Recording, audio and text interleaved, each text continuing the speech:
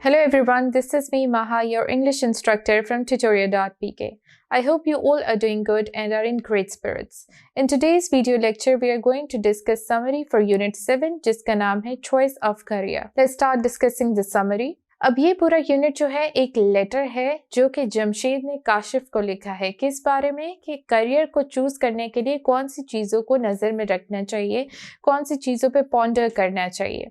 जमशेद कहता है कि तुमने मुझसे लेटर में पूछा था कि एक करियर को चूज करते हुए किन चीज़ों का ख्याल रखना चाहिए।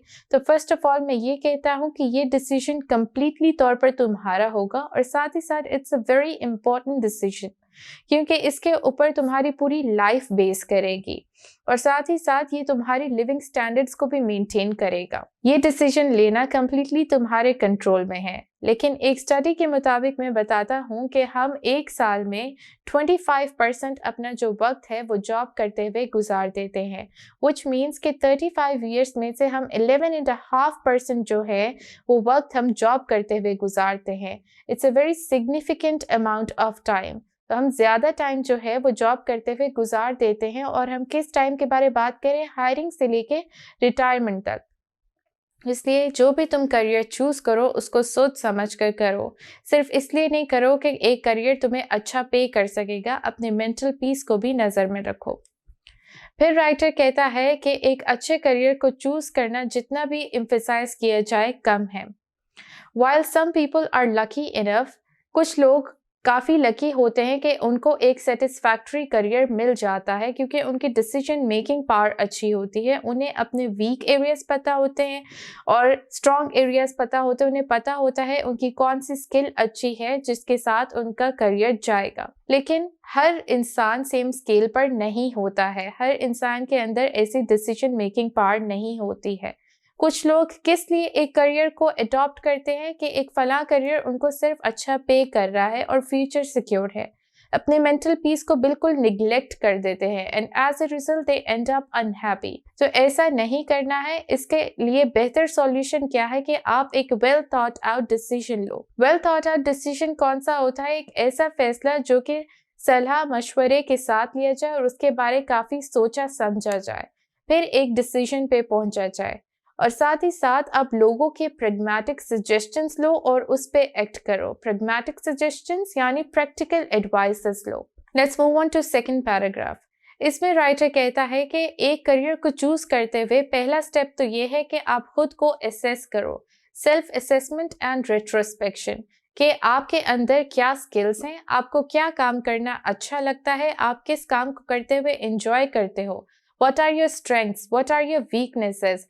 जब आपको ये पता चल जाएगा कि कौन सी चीज़ आपको ज़्यादा मैटर करती है काम करते हुए और जनरली एज अ लाइफ में, तो करियर को चूज करना, सेलेक्ट करना बहुत ज़्यादा आसान हो जाता है। साथ ही साथ आप ये भी देखो कि आपको अपने फारग वक्त को स्पेंड करना किस तरीके से अच्छा लगता है, आपको क्या हॉबीज़ पसंद है। ये भी बहुत ज़्यादा मदद करती है एक करियर को चूज करने में।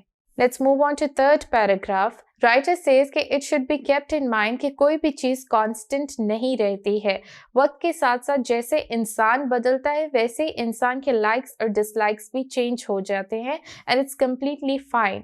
हो सकता है कि कोई चीज़ अगर आपको पिछले 2 साल में करना पसंद हो, अब वो आपको इतना पसंद ना हो, आपके likes और dislikes change हो गए हों। तो अब आपको करना क्या है कि आपको लिस्ट बनानी है अपने लाइक्स की, डिसलाइक्स की, नीड्स की और वांट्स की। फिर आपको ये देखना है कि आपको जो करंट करियर चॉइस है वो लाइक्स में फॉल कर रहा है या डिसलाइक्स में फॉल कर रहा है। If it is following in likes तो you are on right path, otherwise you are on wrong path and you need to change your choice of career. फिर आप अपने इंटरेस्ट को देखें, आपका इंटरेस्ट किस तरफ ज़्यादा है, आप किस तरफ ज़्यादा इंक्लाइंड है, और अपने मोटिव्स देखें। मोटिव्स क्या होता है, आपका मकसद क्या है किसी एक करियर को चूज़ करने का। Let's move on to next paragraph, which is fourth paragraph. Writer says, after you have identified your interest, आपको पता चल गया कि आपका किस तरफ ज़्यादा इंटरेस्ट है, आपके स्किल्स क्या हैं, आपकी कैपेबिलिटीज़ क्या है. फॉर एग्जाम्पल, आपको ये अच्छा लगता है कि आप ज़्यादा से ज़्यादा टाइम बच्चों के साथ गुजारें या यू लाइक रीडिंग. सो आपको उन ऑक्यूपेशंस की तरफ जाना चाहिए जिसमें आप बच्चों के साथ ज़्यादा टाइम गुजार सकते हैं, यानी occupations related too early education या लाइब्रेरी साइंसेस. अगर आपको बच्चों के साथ टाइम गुजारना अच्छा लगता है तो you can be a paediatric nurse या एलिमेंट्री या मॉन्टेसरी टीचर.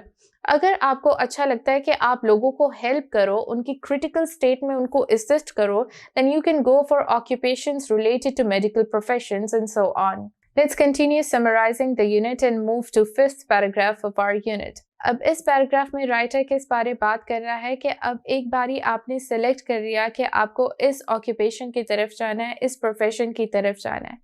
अब आपको ये एनालाइज करने की ज़रूरत है, ये एग्जामिन करने की ज़रूरत है कि एक स्पेसिफिक ऑक्यूपेशन के लिए कौन सी स्टडीज़ की ज़रूरत है. या तो उसके अंदर डिप्लोमा की ज़रूरत है, सर्टिफिकेशंस की ज़रूरत है, या 2 to 4 years डिग्री की ज़रूरत है. फॉर एग्जांपल, आप प्रोजेक्ट मैनेजमेंट में इंटरेस्टेड हो. अब प्रोजेक्ट मैनेजमेंट में एक स्पेसिफिक पोजीशन की तरफ जाने के लिए आपको एक सर्टिफिकेशन की ज़रूरत होती है. साथ ही साथ अगर आप इंजीनियरिंग में इंटरेस्टेड हो, for example let's say you are interested in electrical engineering, तो उसके लिए आपको 2 to 4 years के डिग्री की ज़रूरत है. And if you are interested in good in mathematics या न्यूमरेसी, आप नंबर्स के साथ अच्छे हो, तो आपको उन सब्जेक्ट्स को अडॉप्ट करने की ज़रूरत है जो कि अकाउंटिंग्स या फाइनेंस से रिलेटेड हो. Let's move on to sixth paragraph. Writer says कि it is worth noting that you should consider factors जो कि personal preferences से हट के हो. अब तक हमने बात की कि आपको अपने स्किल्स को देखना चाहिए, लाइक्स या डिसलाइक्स को देखना चाहिए, लेकिन साथ में आपको जॉब मार्केट की डिमांड को भी देखना चाहिए कि जॉब मार्केट में कौन से प्रोफेशन को ज़्यादा हायर किया जा रहा है और एक स्पेसिफिक ऑक्यूपेशन को अडॉप्ट करने के लिए एंट्री कितनी मुश्किल है. अगर मुश्किल है and you are still going for it, तो are you comfortable risking your future और नॉट. अगर एक ऑक्यूपेशन आपने डिसाइड कर लिया है तो ये भी आप देखें कि उसके अंदर एडिशनल एजुकेशन की क्या ज़रूरत है या एडिशनल ट्रेनिंग की ज़रूरत है या नहीं. How will selecting the option affect you. जब आप एक ऑप्शन या एक करियर को चूज़ कर लेते हो तो ये देखो कि आपको वो किस तरीके से अफेक्ट करेगा, आपकी लाइफ को किस तरीके से अफेक्ट करेगा और आपकी लाइफ में लोगों को किस तरीके से अफेक्ट करेगा. फिर आप अपने फ्रेंड, फैमिली या कॉलीग से एडवाइजेस लें उस करियर ऑप्शन के बारे में. और ज़्यादा बेहतर ये रहेगा कि आप उन लोगों से एडवाइजेस लें जो ऑलरेडी उस ऑक्यूपेशन को अडॉप्ट किए हुए हैं. वो आपको बेहतरीन एडवाइस दे सकेंगे. Let's move on to next paragraph. इस पैराग्राफ में राइटर कहता है कि आपको अपनी अप्रोच में प्रैग्मेटिक और प्रैक्टिकल होने की ज़रूरत है.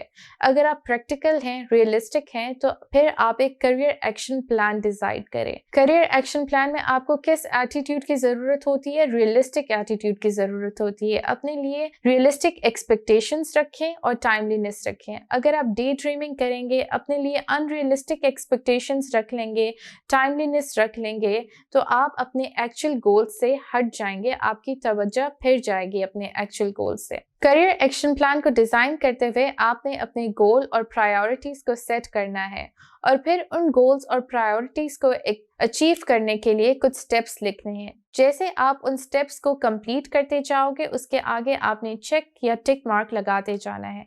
And it's okay if you amend your goals or priorities with time. It's completely fine. वक्त के साथ जैसे likes, dislikes change होते हैं, वैसे इंसान के goals और priorities भी change हो सकते हैं. In last paragraph, writer says कि जो भी मैंने तुम्हें suggestions दी है या advices दी, मैं उम्मीद करता हूँ कि ये सारे suggestions और advices तुम्हें help करेंगी एक अच्छे career को choose करने में और इसके लिए चिराग राह बनेंगी. अगर still तुम्हारे mind में कोई questions आते हैं या doubts आते हैं advices को लेके, तो हिचकिचाना नहीं है. You can write me again and you can ask your questions.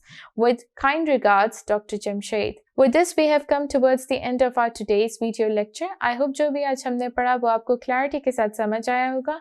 Inshallah, we'll be meeting with some new topic in our next video. Till then, take care. This is me, Maha, your English instructor from tutorial.pk signing out.